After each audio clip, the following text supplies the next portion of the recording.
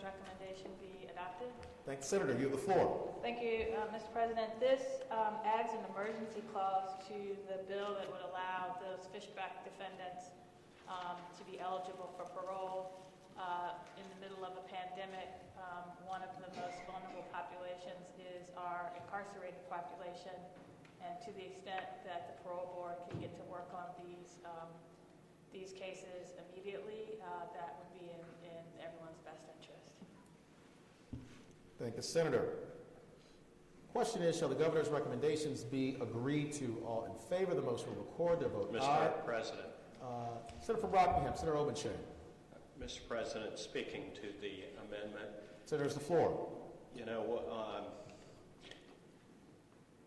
understand what is going on here. I mean, this amendment deals only with the fishback issue. However, it deals also with the greater issue of enlarging the parole process in the Commonwealth of Virginia. Now, while fair-minded people may disagree about whether parole is a good thing, I think that there are a lot of fair-minded people who have grave concerns about the manner in which the current parole board has demonstrated how it intends to apply parole in the Commonwealth of Virginia. Just last week, we had a situation in which the twice convicted capital murderer of a Richmond City police officer was paroled after once receiving death penalty, my understanding is, but twice being convicted of capital murder. Now, he'd been in prison for a long time, but he was supposed to be in prison for the rest of his life. And some of the news reports indicate that the primary motivating factor in granting the parole for this inmate was not necessarily his good conduct, not necessarily factors including rehabilitation, but an independent investigation by individuals or members of the parole board concerning whether this guy was actually guilty or not. I'm not sure that that's what we expect our parole board to do, is go back and relitigate issues of guilt or innocence that have been decided by juries of our peers. Just this morning, there's another newspaper article concerning the release by this parole board of a convicted murderer from, I think it was Halifax County in Southside Virginia, convicted of first-degree murder in 2011. 9 years ago, convicted of first-degree murder. You know, back in the 80s and early 90s, first-degree murderers were being released from prison an average of about, I think it was under 10 years. And in this case, it's back to under 10 years. What is probably more disturbing to me than that is the fact that reports, if the newspaper is believed and the Commonwealth's attorney is to believe, this convicted murderer that was in the newspaper today was released without the victim's family being notified even of the hearing, or even given an opportunity to express the family's, the victim's opinion concerning whether this convicted murderer should be released. That's a statutory requirement that the parole board reportedly completely disregarded. Apparently also, the parole board and the Department of Corrections was in such a hurry to release this prisoner from prison that they also ignored the statutory requirement that the prosecutor, the Commonwealth's attorney for the county, be notified prior to the release of this convicted murderer. Now, I don't question the good faith of the patron or the amendments, and I acknowledge that, as I said before, fair-minded people may disagree about the wisdom of having a more robust parole system. I disagree. I think what we've done has worked and worked well. It has kept Virginians safer, and the fact that Virginians are more safe than they ever have been, I don't think is personally a reason why we ought to change and go back to the old system. But of more profound concerns to me is the power that we are giving to a parole board that has raised concerns among a lot of Virginians about how they are exercising that power. And I hope that the administration, I hope that the governor who appointed these parole board members is going to take a close look and make sure that this parole board operates within the constraints imposed by law, because they are supposed to stand up for, frankly, somebody doesn't have a lobbyist down in the General Assembly, and that is victims of crime. And if we are not going to listen to the fellow members of law enforcement whose brother-in-arms was gunned down brutally in the city of Richmond, 5 rounds delivered at point-blank range after a traffic stop. We're not going to give the family members of a murdered woman in Southside Virginia the opportunity to even voice their opinions about whether a person who was convicted of that murder 9 years ago should be released. I think we have some serious problems. So I would hope that we would not adopt this emergency clause to this bill. I would hope that we would give the administration just a few more months, get their house in order before we adopt this provision. Mr. President. What purpose does the senior senator from Virginia Beach, Senator D. staff rise? Mr. President, will the gentleman from Rockingham rise for a quick question? Senator Yield? I yield. Senator Yield, you have the floor. Mr. President, if you could ask the gentleman from Rockingham if the individual he's referring to is Vincent Martin.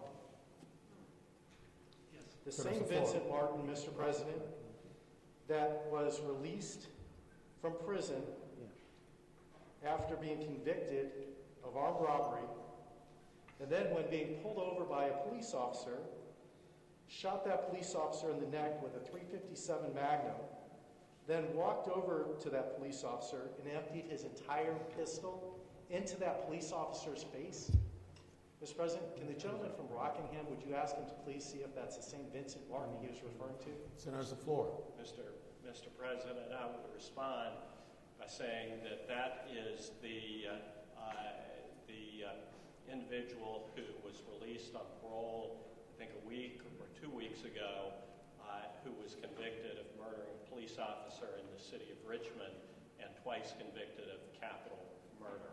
The other person was somebody who was convicted, I believe, in Halifax County in 2011. Further question? Mr. President, if the gentleman would yield for one last question. Senator Yield? I yield. Senator Yield, you have the floor.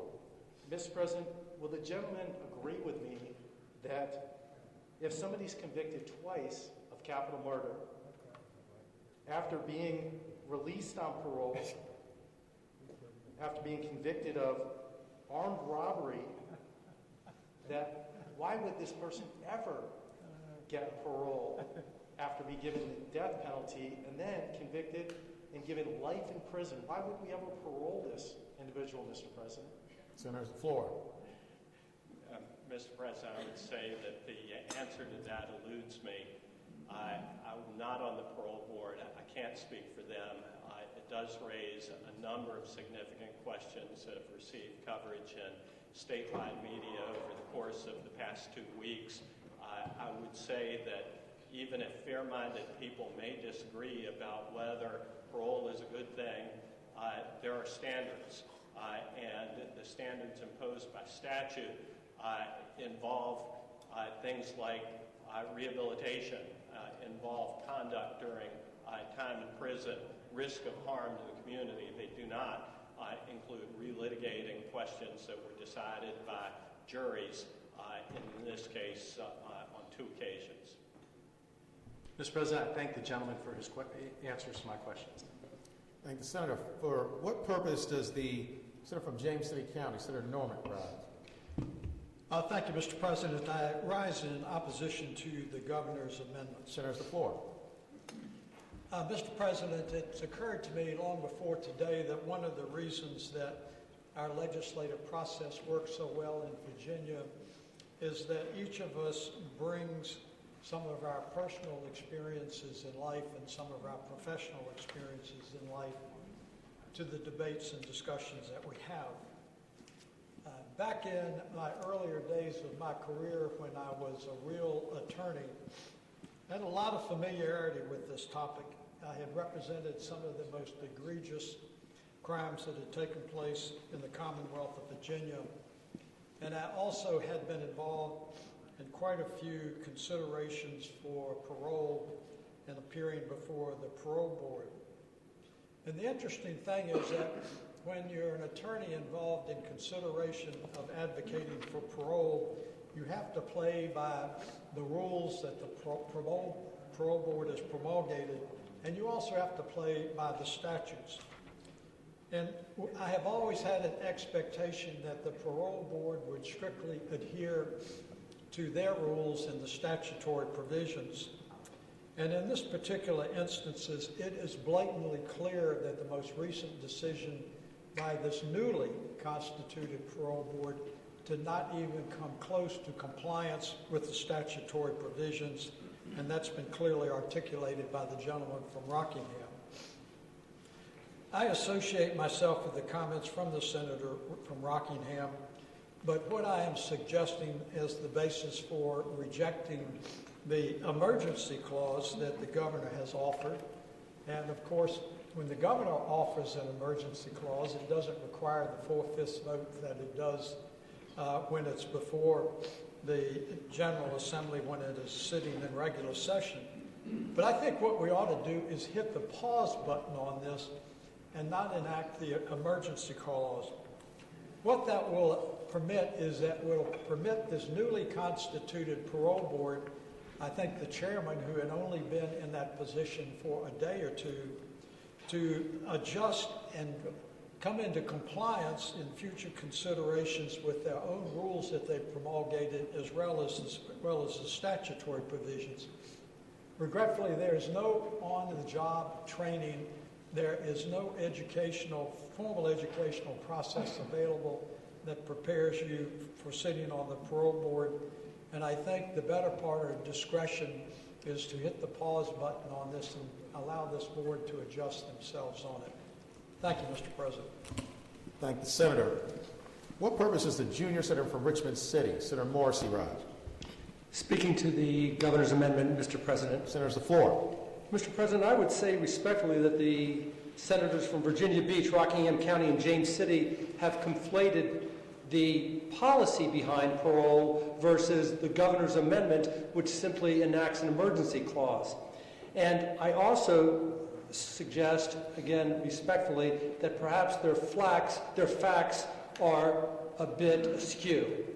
For example, let's be clear, ladies and gentlemen, about the facts associated with Mr. Martin, who was convicted in Richmond. He has served 41 years in prison. The senator from Rockingham said, we're not necessarily talking about his good conduct in there or his rehabilitation. Let's talk about it. The Parole Board chairman, who wasn't on there for just a day, but is ending her term after a long standing run as parole chairman, she said, if anybody qualified for parole, it was Mr. Martin. And she looked specifically at his performance while he was in jail. He had a stellar record whilst he was in jail. He was a mentor. He was a teacher. He took every possible course that he could in there. let's also be clear that at the end of the 4-0 recommendation, all parole board members that voted, there are 5 parole board members, but 4 voted, they voted unanimously that Mr. Martin be granted parole. The gentleman from Rockingham also said, I don't know if we should necessarily discuss facts associated with guilt or innocence during a parole hearing. That is the policy, and they do that. One of the things that came up was the fact that the gentleman from Virginia Beach said, I don't know if we should give parole to somebody who has twice been convicted of capital murder. Let's be clear why he was twice convicted. The first time he was convicted of capital murder, it was reversed because the prosecutor didn't turn over exculpatory evidence. And what has recently come to evidence is that the eyewitness to the murder of the police officer said in October at the preliminary hearing, the person that shot that police officer was 6'5". I know that because I'm 6'5" and I saw him do it. 1 month later, he came into trial and he said that the killer was 5'10", which happened to be Mr. Martin's height. When the judge found out that that same person had given oh, by the way, the driver of the car, the getaway car that was arrested and pointed the finger at Mr. Martin, guess how tall he was? 6'5". And when the prosecutor and the judge found out that he gave a 41-page statement and it wasn't made available to the defense, that was justification for overturning his capital murder conviction. So he wasn't convicted of 2 separate capital murder convictions, but one rather was overturned. The other thing is, let's be clear that he served 42 years. The 3 people that came in and testified against him, all co-defendants, were released, also convicted of first-degree murder, came in and they stated, I'm not under examination, I'm not getting anything for this, for pointing the finger at Mr. Martin. I'm not getting any consideration. 1 week later, all 3 defendants got slaps on the wrist. Those are the words that the head of the parole board used. And they were all released in the 80s or the 90s.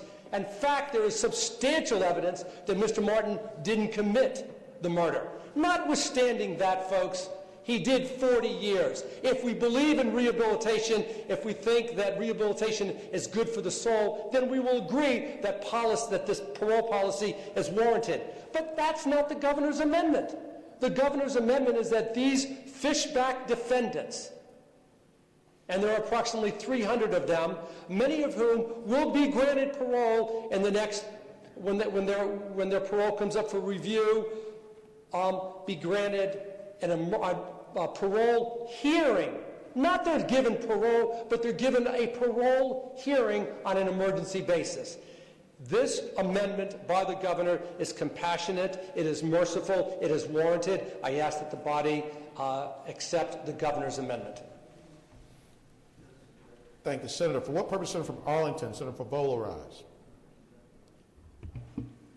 Speaking to the governor's amendment, Senator, Mr. the floor. Thank you, Mr. President. The Committee on Rehab and Social Services heard this bill, and we asked many questions. And some of the questions that were raised in this debate today, our committee actually raised and heard some answers. Just a couple things I want to remind the body. There are definitely some exclusions in terms of crimes that may have been committed, and the perpetrator would be excluded from being eligible for a parole hearing. As I read the governor's amendment, an individual has an emergency clause would I don't want to say automatically, but from this time going forward, be eligible to be scheduled for a hearing. Doesn't necessarily mean the individual would actually get the hearing quickly or even be released. The bill also says, and the governor didn't change this, that the parole board has to establish procedures. That's still in the bill. There are some very rational safeguards in this bill. And if an individual is paroled under this statute anyways, you still have to follow the conditions of the parole. So this is a very pragmatic and, yes, I would say compassionate step in allowing us to address what I would consider in some cases an injustice because of our minimum sentencing laws that had been in effect. In some cases, we need to be pragmatic. We are suffering from a COVID-19 crisis pandemic. The impact on our prison population has not gone unnoticed, and in some cases has not been, in my opinion, has not been addressed as adequately or quickly as it should have been. And now we're merely giving ourselves and the Commonwealth a tool to address those issues. I strongly ask that the body adopt the governor's amendment. Thank you. Thank the senator. For what purpose is the senior senator from Chesapeake, Senator Cosgrove, rise? Speak the amendment. Senator, has the floor. Thank you, Mr. President. Ladies and gentlemen of the Senate, this is a request indeed for an emergency clause on a bill. But we have to understand exactly what we're doing if we grant that emergency. When the Parole Board took their latest action, they released a man who killed a Richmond police officer, execution style, with a .357 caliber pistol, the entire content of that pistol. The chairman of the Parole Board basically just told everybody, sorry, we made our decision, there's nothing you can do, there's no redress, you have no choice, we've made our decision, we're done. And we talk about the perpetrator spending 41 years in prison. I'm sorry, but Officer Michael P. Connors will be dead forever. Now, unfortunately, and I know we don't usually talk about this kind of stuff on the floor, but this is important. Unfortunately, the chairperson of this board was recently appointed to sit on the bench. That is a vote that I will regret for the rest of my life and consider one of the biggest mistakes that I have made in the General Assembly of Virginia. This emergency clause is rife with opportunity for abuse by a parole board who's already proven that they know how to abuse it. I really hope that we will send a strong message, not necessarily to the governor, but to this parole board, that no, the emergency is not going to happen.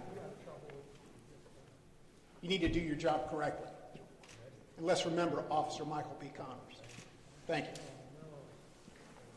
Thank the senator. For what purpose is the senator from Eastern Fairfax, Senator Sorvell, rise? Thank you, Mr. President. Speaking to the recommendation. The senator has the floor. Ladies and gentlemen, let me try and bring some clarity to this. While we debate this murder that happened when I was 8 years old that has nothing to do with this bill. So, before this session started, I was just curious as to how many Virginia legislators may have succumbed to the pandemic in 1918. And our clerk was lucky enough to do a little research for me. Turns out that 5 legislators passed away in the year 1918. I'm pretty sure none of them were in session, like wasting their time arguing about things, but I would just say the less time we spend debating things that don't have anything to do with bills, the more time likely we are to get out of here alive. So, just having said that, first of all, note the victims have plenty of lobbyists. They're called Commonwealth attorneys, and they come down and remind us about victims every single year. Number one. Number two, you've already heard the doubt about this guy's case. If we want to talk about this case, we talk about this guy. This thing happened when I was 8 years old. He spent 4 decades in jail. Okay? This bill has to do with people who were sentenced between January 1 of 1995 and July 1 of 2020. This case that we're debating in here occurred 25 years before what we're talking about right now. And the last thing I'll point out is all this amendment does is it accelerates the time somebody can seek a fishback parole by about 60 days. That's all it does. We're moving by 60 days. We just spent 40 minutes debating a case that has nothing to do with this. We need to end this debate. We need to pass this amendment. We need to just move on. We can have a big debate about parole next year, but the debate we just had has nothing to do with this bill.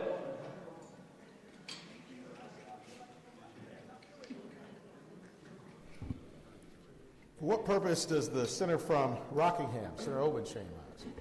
Mr. President, I rise to speak to the amendment. Senator has the floor. You know, I respect every member of this body, but I would admonish them that perhaps we ought to look at the code. And the debate has everything to do with this bill. What I would tell you is that this bill is about expanding the power that we're giving to the Parole Board. Now, it's not an explosive expansion of power. It's accelerating their right to exercise that power by a few months. But I think that that is a bad idea, especially given the conduct of that board over the course of the past 3 weeks. Now, the junior senator from Richmond expressed his belief that we do expect parole boards to go back and make assessments as to whether the people that they are assessing are guilty or not of the crimes for which they've been convicted. That is not their job. It is not their job. Their job is prescribed and detailed in the Code of Virginia. 53.1-155 says that the parole board is to conduct an investigation, but their investigation is into the prisoner's history, physical and mental condition, character, and his conduct, employment, and attitude while in prison. The board shall also determine that his release on parole will not be incompatible with the interests of society or of the prisoner. That's the job. It's not to go back and make a determination that a jury, duly constituted, made a mistake or that they would have reached a different result. This is a parole board that does have guidelines and limitations that are imposed by code. But in this Halifax case, it is clear that they ignored those guidelines and those limitations and did not do their job properly as is outlined and detailed in the Code of Virginia. What I think is at a minimum, let's give them till July. They're going to have this power in July. But maybe the governor will ask them to do a little in-service between now and then and acquaint them with their statutory duties and the limitations and guidelines that are in code, that we do expect them to abide by. So I would hope that we will not, by passing these amendments, expand the power of the parole board in Virginia, given their absolute disregard of those limitations over the course of the past few weeks. Thank you, Senator. For what purpose does the senior senator from Richmond City, Senator McClellan, rise? Thank you, Mr. President. Speaking to the amendment. Senator has the floor. Thank you, Mr. President. I want to remind everyone why this bill is here. And first, I appreciate all of the senators who spoke against the amendment for their consistency, because all of them, with the exception of one, voted against the underlying bill. Senator Norman voted for it at one point and then against it another time, but at least they are consistent in their opposition to parole of any kind. But that's not what this bill is about, or the amendment.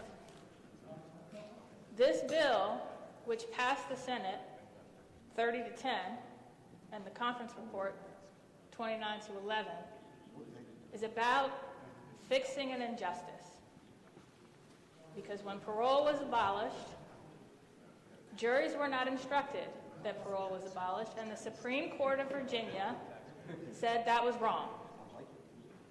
And yet, because their order was not retroactive, You have defendants who are stuck with an injustice. And time after time after time, this body has passed bills to fix it. And we were finally able to convince our colleagues in the other body to join us. This amendment is not about whether we revisit that decision or not. It is about, will the parole board be able to begin their work to fix this injustice in April or July?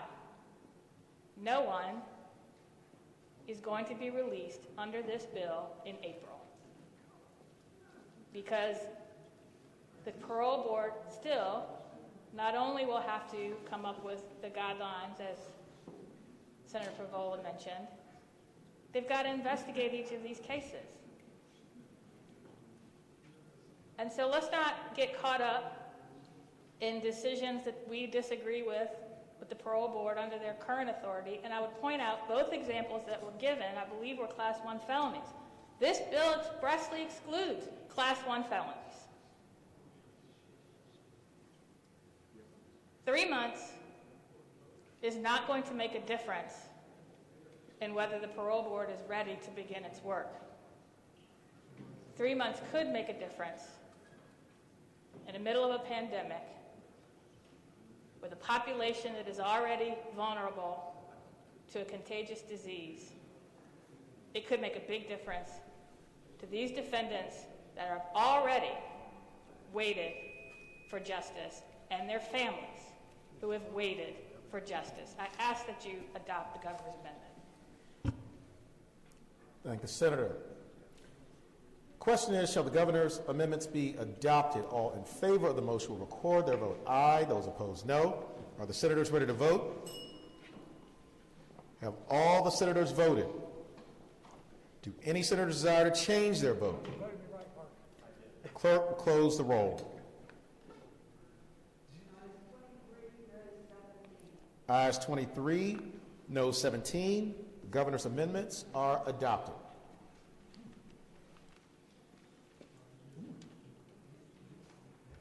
On page 27,